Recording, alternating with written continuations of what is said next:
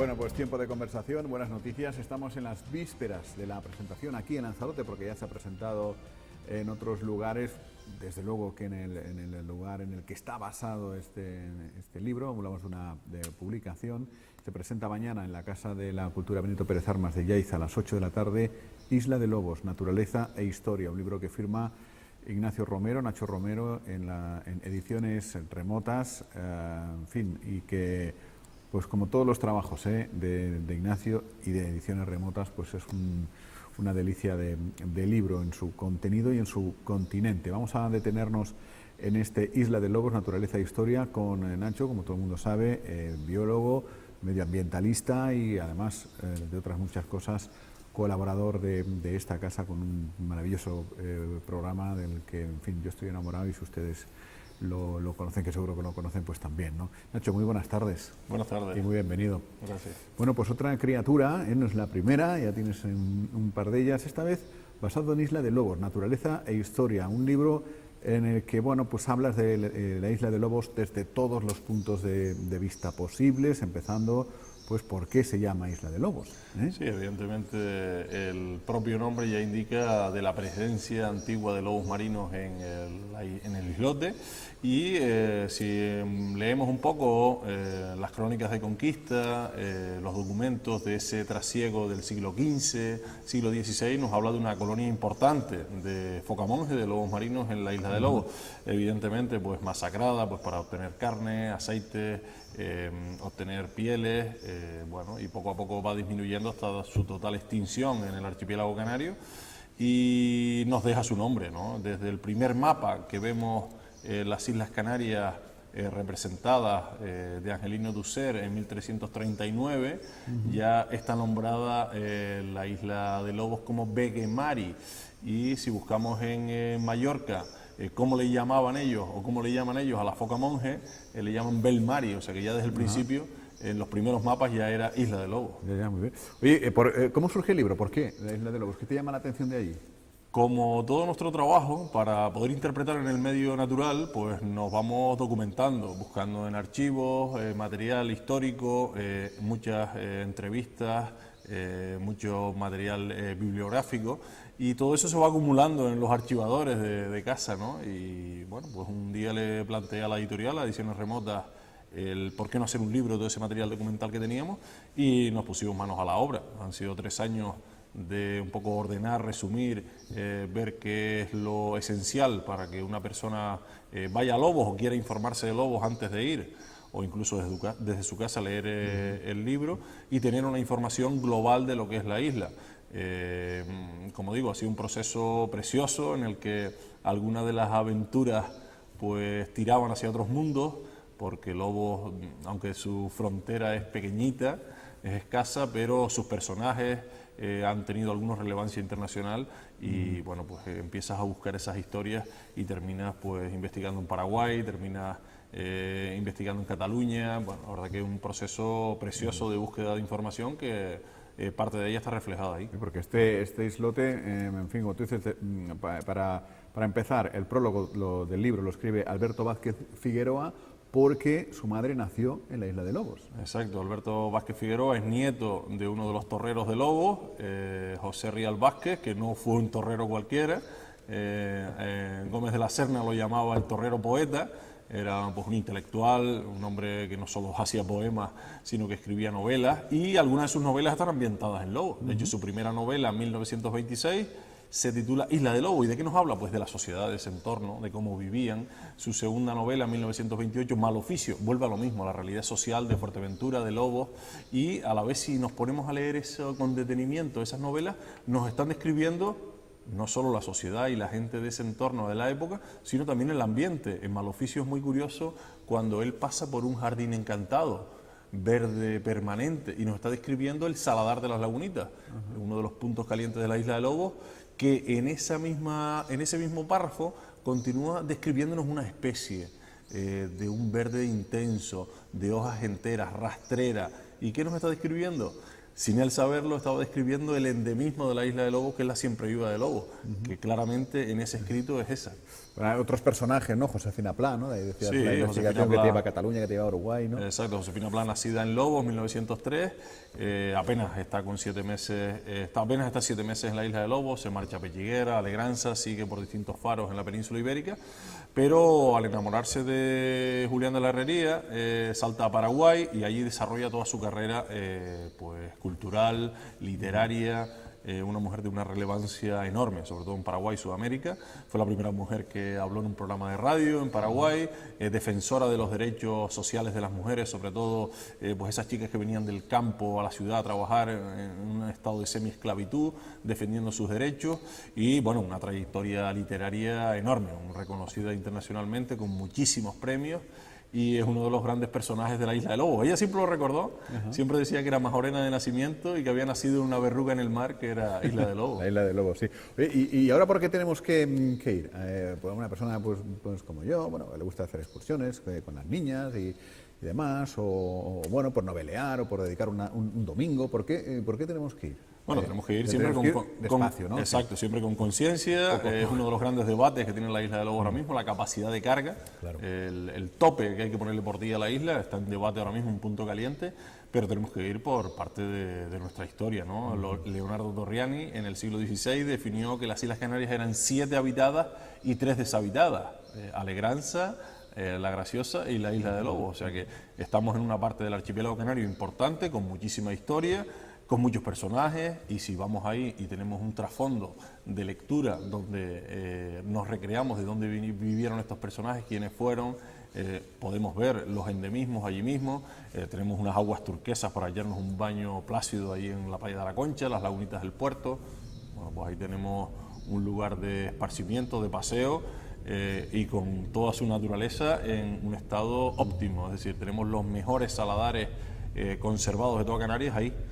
Plantas halófilas que son capaces de soportar las altas concentraciones de sal, incluso el encharcamiento en las pleamares, la exposición al sol y el calentamiento en las bajamares, con una variabilidad de especies pues que ya pocos sitios en Canarias tienen tantas. Diríamos que el saladar de las Lagunitas casi con total seguridad es uno de los mejor conservados de toda Canarias, y lo tenemos ahí, sin salirnos del sendero lo podemos observar, tenemos las plantas a poquitos metros, aves también te podemos observar, limícolas, la verdad que es un paraíso para detenernos a estudiar un poquito más nuestro medio natural y también nuestra parte cultural humana.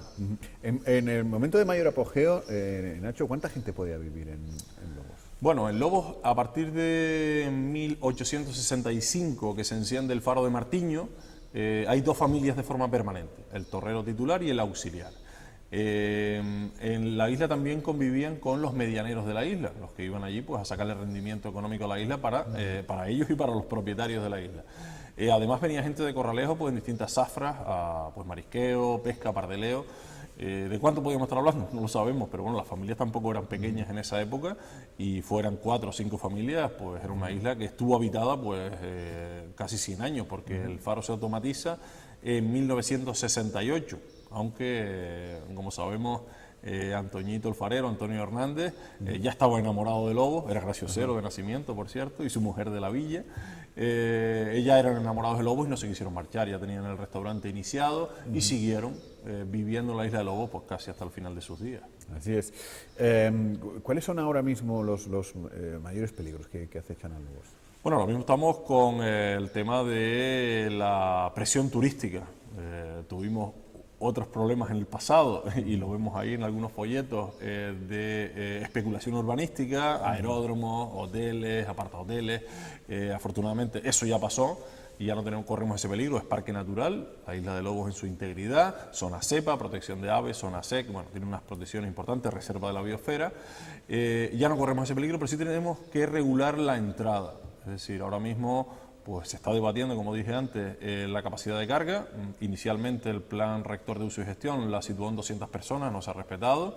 Ahora se está debatiendo que si 700 personas día. Bueno, lo que hay que estudiarlo bien, que la presión no sea excesiva para el medio. Hay nidificación de aves, hay zonas de exclusión, pues hay zonas que no debemos entorpecer, hay que habilitar guías para los recorridos, los cupos, pues si sean de 10 o de 20, como dice el PRUC, hay que respetarlos. Bueno, yo creo que es un debate que tenemos, no salirse los senderos, por supuesto.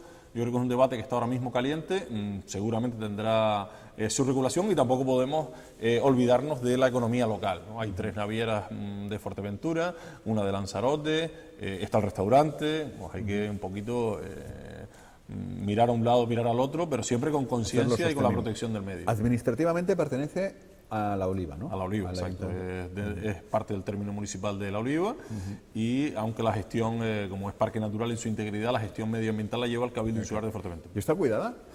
Sí, cada vez más han abierto un centro de interpretación precioso, con unos paneles informativos, tiene personal que lo abre y lo cierra diariamente. En el puertito, en lo que era el restaurante abandonado, colocaron una zona de sombra, que fíjense que en Lobo, nos fijamos en Lobo, no hay nada de sombra. Un día de sol, pues podíamos padecer una quemadura enorme. Entonces tiene un área de sombra, pues donde nos podemos refugiar con sus mesas, con sus sillas, también con sus paneles explicativos. Yo creo que han puesto una serie de contenedores de clasificación de residuos. Bueno, los vigilantes o los trabajadores que acuden se dan una vuelta por el sendero, van limpiando también esos contenedores de clasificación, van recogiendo algo de material que si se cae algún turista. Bueno, a día de hoy yo creo que va en un camino correcto hacia la buena gestión. Pues qué bien, ¿no? Sí, antes teníamos... Me estás pintando un escenario un poco desconocido por estos lares. Aunque bueno, yo creo que la presión a veces sobrepasa, ¿no?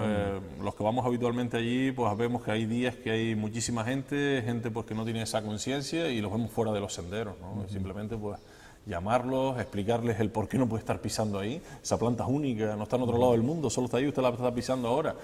Pone un cartelito prohibido salirse a los senderos, no se salga, es por algo.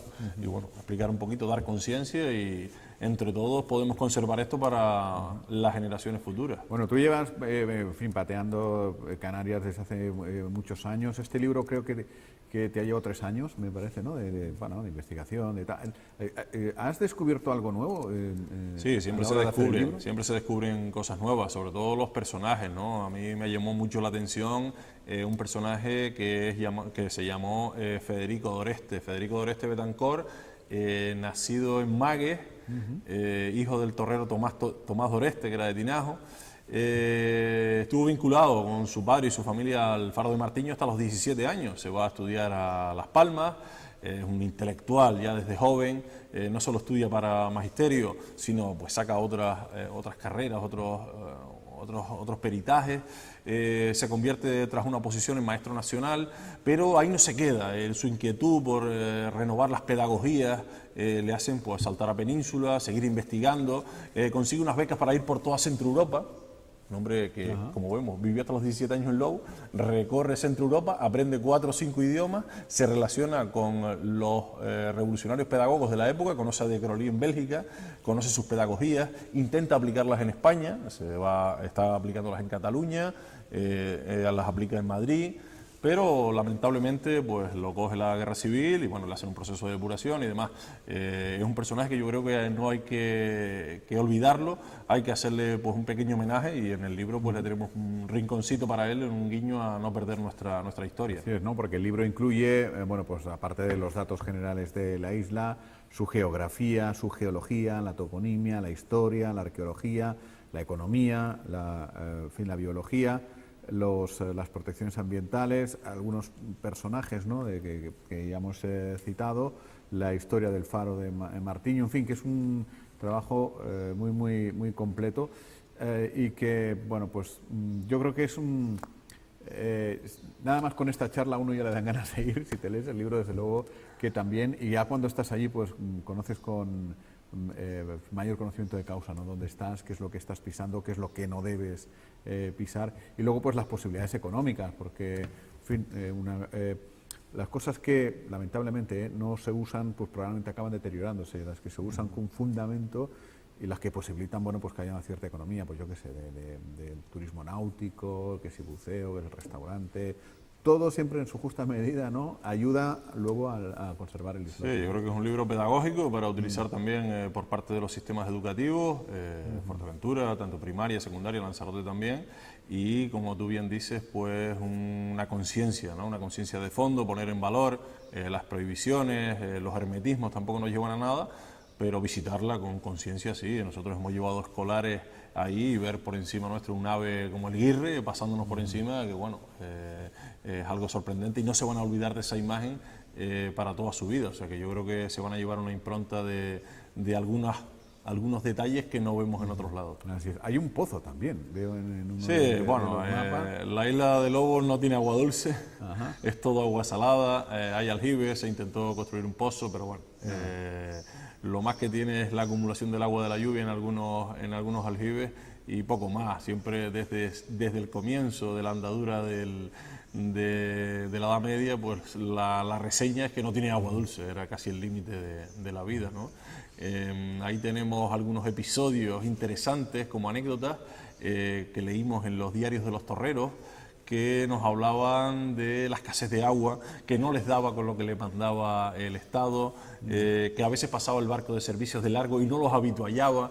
Bueno, unos dramas, es que medían el agua que llovía como un punto de alegría. Bueno, la verdad que leer los diarios con la caligrafía de los torreros fue algo apasionante. Hay unas fotografías maravillosas también en el libro, la fotografía aérea con la laguneta esta, ¿no? Que comentaba el color de... Sí, las lagunitas, la fotografía de Rubén Acosta, pues bueno, ya aparte del editor, pues un gran fotógrafo y que le da un aire visual al libro, pues importante. Espectacular, es para ir varias veces, es una isla pequeña, pero desde el punto de vista de la dimensión humana, pues hay muchos senderos y hay que hacerla con cautela. No se puede acampar, evidentemente, ¿no? No, ahora mismo no, está planteado en el PRUC, pero ahora mismo no están dando permiso de acampada. Hay que ir y volver un montón de veces porque hay muchísimo que ver y de lo que disfrutar. Bueno, pues todo esto y mucho más mañana a las 8 de la tarde en la Casa de la Cultura Benito Pérez Armas, en Yaiza, Isla de Lobos, Naturaleza e Historia, de Ignacio Romero, prólogo de Alberto Vázquez Figueroa, ¿no? Que en fin es un lujazo también, que él ya no vive en Lanzarote, pero bueno, mantiene vínculos y tal, y bueno, ojalá que sigan muchos libros más. Ignacio, muchas gracias. Muchas gracias, un abrazo. Gracias, buenas tardes. Bueno, pues enseguida completamos la información del día en la tertulia, en la que seguramente seguiremos abordando estos detalles. Hasta dentro de un momento.